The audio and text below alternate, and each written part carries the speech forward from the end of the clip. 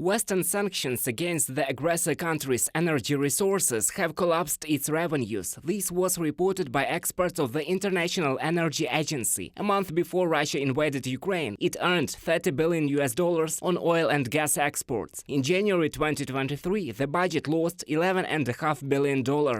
Our expectation is that this oil and gas revenue decline will be steeper in the next months to come, and even more steep in the mid-term as a result of the lack of access to technology and investment. Fatih Birol, executive director of the International Energy Agency, in an interview with Reuters.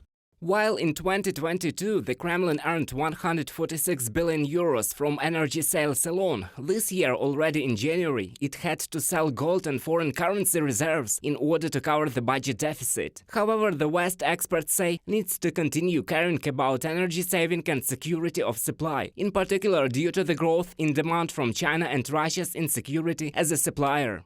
A very strong commitment of European Union with the REPowerEU program to phase out totally imports from Russia, to diversify our sources of gas. On December 5th, the EU embargo on the supply of Russian oil officially came into force. On the same day, the energy price limit introduced by the European Union, the G7 and Australia was launched. Thus, Russia lost the market, which covered about half of the country's supplies at the beginning of the year.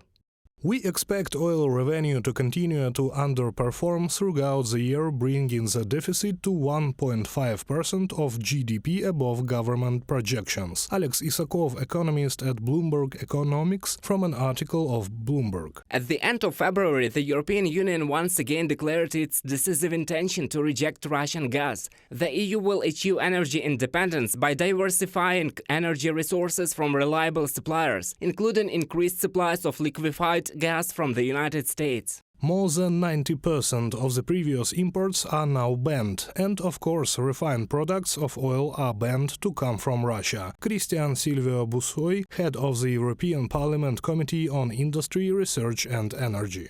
The fall in Russia's revenues from oil and gas exports affected the state budget. In January, its deficit reached $25 billion. The level was so critical for the first time since the default in 1998. The main problem for the Russian economy and for the Kremlin this year is a huge budget deficit. This is not a traditional story in Russia. The Russian budget used to be in surplus, but this year it is in deficit, and it is in deficit on a large scale.